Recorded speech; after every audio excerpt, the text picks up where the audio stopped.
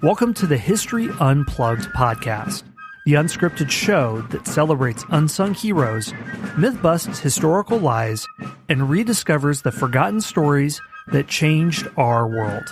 I'm your host, Scott Rank. Hi, everyone. Welcome back to our series on the last night of the Titanic. We've looked at many different people who were there when the ship went down. People who helped those get into lifeboats, trendsetters, bakers, different types of service personnel. Now we're going to look at a group of people that are probably part of any large event, and that's doctors. Some of the doctors on board may have been there as part of the ship's medical personnel. Others may have been doctors who weren't traveling in any professional capacity, but just happened to be there. So, Veronica, we're going to look at two very interesting people. One of them is a legitimate doctor. The other one is not. So I always love looking at scoundrels. So are you ready to jump into this? Yeah, actually, he was an optometrist, Dr. Morowek. He invented a tool for removing cataracts. Okay, so he's legitimate in some ways, but that's what makes this period so interesting in the early 20th century, because what actually is medicine? The difference between being a quack and being a real doctor, it's not so much about how much you help people, but it's about what your credentialing is. So for all we know, Morowek may have had to pay a lot more careful attention to what he was doing and could have done more good to people or not. So we'll see. Let's jump in with Dr. Ernest Morowek. So I can't wait to hear his story. What's his background and what happened to him on the Titanic? Well, and he actually might have thought he was helping people, but, in terms of those he was trying to help, like the young woman he was trying to hit on, she might have thought that he was a stalker more than anything. So I don't know if it definitely does not qualify, I don't think, for helping people, but he was very intent on trailing along behind second-class passenger Kate Buss, who was traveling alone. And Kate's letters have recently emerged and become, printed in newspapers and so forth, Scott. So she's become a better known passenger. Years ago, no one really knew much about her. But we're starting to hear her name more and more among the more well-known survivors. It sounds like he was trailing her. And I believe he's coming back from Europe at this time to America. Is that right? Interestingly enough, he was on the Titanic, and the reason he was on the Titanic inspired the headline in the Indianapolis News that said, "No good fortune in the villa he inherited." He had inherited a villa, a very nice villa worth about $30,000, which was a fortune back in those days. It was in Germany. And he went to see it to find out what he could do with it so it didn't just sit there. He wanted to find a way to use it. He had somehow coerced a woman, Frau Hasse, to put him in her will. They weren't even married, but to get him in her will instead of her family members, and he inherited the family estate. So that's what inspired the headline, "No good fortune in the villa he inherited," because had he not gone over there to greedily find out what he could do with the place, he would not have been on the Titanic. Well, he's definitely a very proficient con man. That's a biggest mark, wealthy widow, so he knows what he's doing. His invention, the tool to remove cataracts, when does he do this? Is this well before the Titanic or around this time? Right. It's well before the Titanic. He developed a tool for removing cataracts. So he was, as I mentioned, he was a tried and true bona fide doctor. And he did seem to think that it was his role to look after women like Kate Buss, who were traveling alone.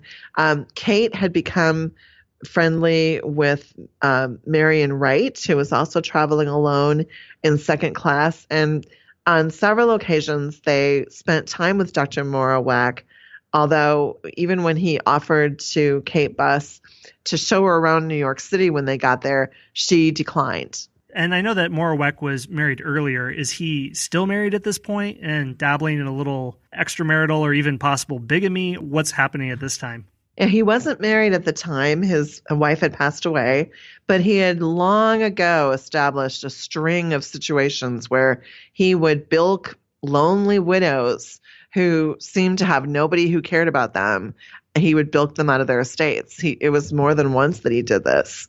Okay, well, it sounds like he and Kate Buss are in kind of similar situations when the ship is going down. So, what happens on that night with our doctor? Well, that's where they part ways. He offers to help her, and we know very little of what happened to him after that point. But she declined his help and went off with another man that she had met on the ship, a young man who had been asked by someone to look after her, and another friend of theirs, Alfred Payne, and Marion Wright, and um, ironically, the four of them went off together. Alfred did not survive.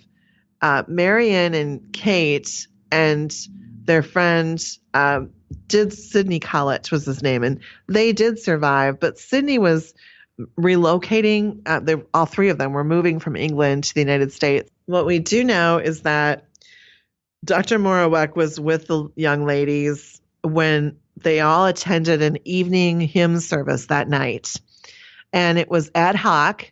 Someone had asked Lawrence Beasley, the journalist, if he would be willing to ask permission for some people to get together for an evening hymn service that Sunday night. They had already gone to church earlier in the day. There were church services, but they wanted to have an impromptu evening activity where they got together and had, as they called it, a hymn sing song.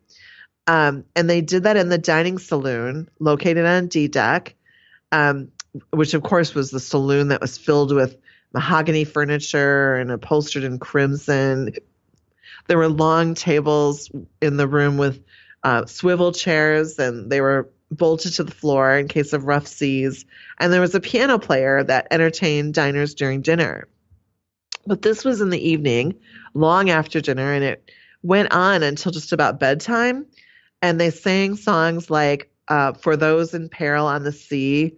Later, they would look back and recall how ironic it was that so many of the songs that they sang, Dr. Morowek and the gals would sing with this group that were really, ironic considering the circumstances they were about to experience. One of them, Marion Wright, sang two solos. There is a green hill far away and Lead Kindly Light, which is actually the poem The Pillar and the Cloud. That was written in 1833 by John Henry William, the Anglican vicar and theologian. And it was read to Queen Victoria as she passed away in 1901. So we don't know what happened with Morowek, but he leaves behind something very interesting. His pattern of befriending widows and getting into their will emerges. So what comes out after he dies? Yeah, he left behind an astonishing fortune, around $75,000. And, we can safely assume from the stories that we've heard of the other women that he was involved with, the different widows that he befriended, that's where a lot of that money came from. And the $75,000 fortune was left to his sister in Tell City, Indiana, Mrs. Claudina Coldway, and to his brother Elvin in New York City. Today, I think that amount would be roughly about $1.8 million. Well, I'm glad you brought up that story because there are always swindlers in a group this large of people. And when you have the Titanic, which is a lot of wealthy people amassed together, you're going to have people on the periphery that are trying to bilk it. I don't know if Morowek, well, it sounds like he was working at an angle the whole time, so he never stopped right up to the end. But, I don't think we'd be doing doctors a favor if Morowek was the only person we profiled for doctors. Wouldn't really be giving them too much credit or making it out like he's the poster boy for them. So let's look at someone else who is maybe a better example of the medical profession on the Titanic, and that's Henry Washington Dodge. So can you tell me about him and his background and what his experiences were? I was drawn to Dr. Dodge in his story because he, number one, lived in one of my favorite cities ever, San Francisco, California, and because his wife, Ruth, saved her first-class luncheon menu from earlier that day, April 14th, earlier the day that the Titanic struck the iceberg. She had tucked it away in her purse. Chicken type soup, like a chicken soup type soup called Cocky Leaky. kind of an old-fashioned name for basic chicken soup, but made with egg yolks and prunes. That was on the menu that day. There was also corned beef, vegetables, dumplings, grilled mutton chops, and chicken a la Maryland. And they were in first class, Scott. So Maura was in second class. This couple was in first. Chicken a la Maryland really, raised my curiosity, and everything I could find indicates that it's basically a fancy name for fried chicken. If anyone out there knows of something different than that, I'm all ears, but I really ran that one to ground, and it seemed like chicken was just a fancy name for fried chicken a la Maryland. And then there were 3 different types of potatoes. There was mashed, fried, and baked jacket potatoes in their skins. So the lunch also included a buffet of salmon mayonnaise, potted shrimps, Norwegian anchovies, soused herrings. There were plain and smoked herrings, roast beef, spiced beef. There were veal and ham pies. And then there were Virginia and Cumberland hams, bologna sausage, brawn, gallatin of chicken, which is like a not just a chicken breast, but it's made with a gelatinous substance, and it's more of a specialty type of chicken prepared.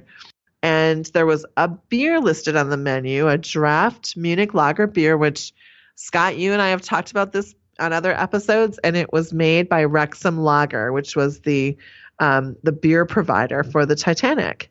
Oh, shows up again. Yes.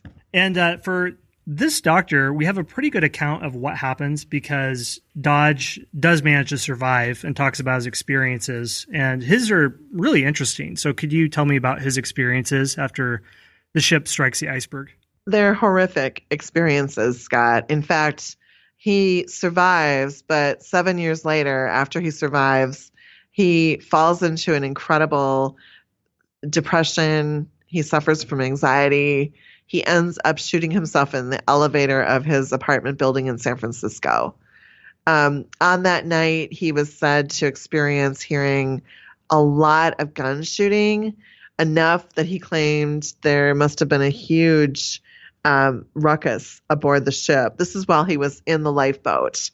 He had gotten into a lifeboat, and he said he heard as many as 50 shots fired, which was evidence that there must have been dreadful fighting going on board. The panic in steerage, he described that. And then he claimed that he saw First Officer Murdoch turn a gun on himself. There's a quote of his where he talks about encountering or hearing the cries of people when he realizes that there are still survivors aboard. He had already helped his wife and child into a lifeboat. And then he himself was able to get into one. And he was also in that lifeboat with him was Melvina Dean. And Melvina Dean passed away in 2009 as the only survivor at that point from the Titanic. She was the longest living survivor because she was an infant that night, and they were in the same lifeboat together. Later, he would go on to tell about his experiences, and here's a quote that was included in one of the newspapers at the time. He said, "Any impression which I had that there were no survivors aboard was speedily removed from my mind by the faint yet distinct cries which were wafted across the waters. Some there were in our boat who insisted that these cries came from occupants of the different lifeboats, which were nearer the scene of the wreck than we were, as they called one to another. To my ear, however, they had but one meaning, and the awful fact was borne in upon me that many lives were perishing in those icy waters. With the disappearance of the steamer, a great sense of loneliness and depression seemed to take possession of those in our boat." Hey everyone, Scott here. We're going to take a very short break for a word from our sponsors.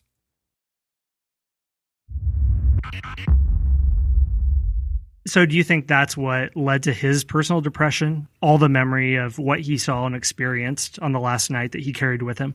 I do. And, there was another survivor, a crew member, Ed Wheelton, who describes something very different, and it kind of